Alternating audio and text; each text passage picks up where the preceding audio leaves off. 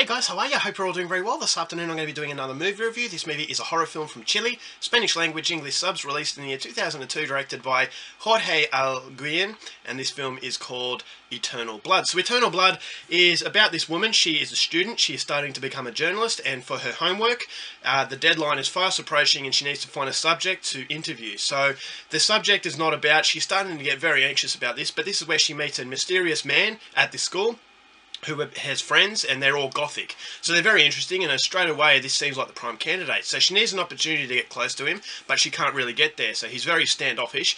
But by chance encounter, she actually gets that opportunity, and he says, okay, I'll let you interview me as long as you do something for me. Basically what he wants her to do is join his friends, and so that they can play a game. Basically it's a role-playing game about vampirism. So she says, okay, alright, I can do this. She goes, meets his friends, they all connect together, and very soon this woman is getting what she had been longing for, and basically what she's been longing for is love, and that she never got that from her mother because she has a bad relationship, and so she thinks, okay, I've finally found what makes me happy. So she starts to forget about her homework to some extent, and she starts to get lost into the world of vampirism, but it's all fantasy and make-believe. But that fantasy make-believe is about to be changed one day when this group of friends are invited to a mysterious mansion in the middle of nowhere owned by a man named Dharma. Now Dharma appears to be friendly enough, but this is where this woman realizes that Dharma might be a real vampire, and he might have real intentions to turn this role-playing game into reality. So whether or not that is the case, something you're going to have to find out for yourself, because that's as far as I'm going with my synopsis. Now my thoughts on Eternal Blood. Unfortunately, if I am being very truthful, this was an absolutely woeful experience. This is an experience that really disappointed me, and it hurts me to say it because I'm a massive fan of Latin American cinema. Latin American cinema is very special to me. Latin America in general is very special to me. So I really wanted to give this every opportunity. Now I know limitations as far as Latin American cinema is concerned. You know, it's not as big as Hollywood mainstream cinema, so I do cut it some slack. But unfortunately, after cutting all that slack, this movie really doesn't weigh up. Now that is a bit of disappointment because it did have a lot of promise, but unfortunately that promise wasn't realised, and in the end what you get is just an extremely forgettable experience. Now I will say that the idea is fairly interesting, and I will say that Jorge Alguien is a very interesting director in that he is trying to be someone different. He's trying to make a shadow of his own as opposed to doing the very easy thing and flogging a dead cash cow by making generic cinema. Now whether it's vampires, zombies or werewolves, a lot of these movies are the same. You know, the benchmark of films of yesteryear have set the standard, but films are just emulating what they've already seen. So the audience does become a little bit tired of what it's producing. And so when you get a director like this, it really emulates what great directors do, like Michael Haneke, Lars von Trier, in that they're making films that are very specific to their style and not just cashing in off what other people have been doing. So I thought that Jorge Alguien needs to be applauded for what he tried to do, but unfortunately he doesn't have the talent that those brilliant filmmakers have. And if you don't have that talent, that ambition really doesn't get, you know, that ambition is a little bit more than you could chew off, and in the end what it becomes is a complete mess. Now this movie, it did have very good cinematography, and I like the way that it actually gave you an insight into the world of gothic sort of, it's a gothic sort of vampire story, and the gothic vampire story symbolised the surrealism, and it symbolised the escape that these characters had from the reality.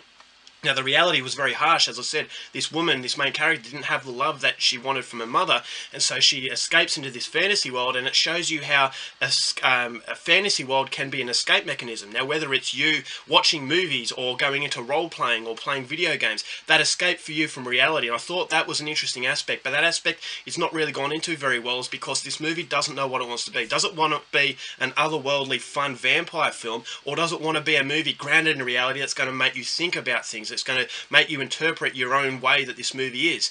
And so because there is no real sense of control in the film, it just feels like a complete mess. None of the loose ends are tied up, and it becomes very confusing. Now that confusing aspect is contributed from the very poor editing. I thought the editing was very jumpy and very, very hard to actually follow the story. I thought the script was extremely frustrating, very repetitive, and there was quite a few times where I just thought to myself, there is an extensive vocabulary in the Spanish language. You do not have to keep repeating this one particular word, and that became very frustrating. And you notice the fact that the script doesn't allow these actors to really shine, is that the actors do a very bad job, but I think that was the case, that was down to the fact that the script wasn't very good. The script didn't let these characters evolve into a three-dimensional shape. It made these characters very, very annoying. And so when you've got a great idea that is not being complemented by great storytelling, this is ultimately the problem that Eternal Blood had. Now it had a very interesting ending, but unfortunately getting up to the ending was a chore, and because it's such a chore, instead of appreciating the ending for what it was, you actually feel to yourself, I'm so glad that that's over.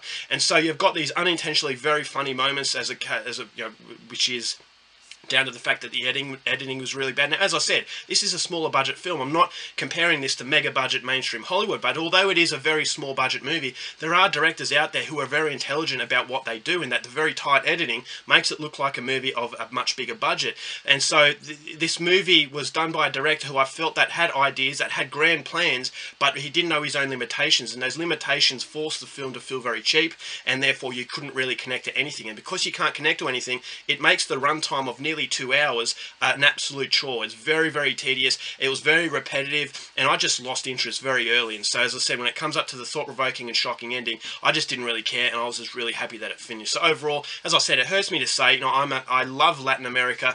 I love the fact that Latin American films of recently are actually really making a name for themselves. But as far as this 2002 Chilean film, Eternal Blood, I thought that it really missed the mark. I can applaud it for trying, but unfortunately it just comes across as a bitter mess, and it's a very boring mess at that. So overall, for Eternal Blood, I'm only going to give this one half a star. Don't even bother.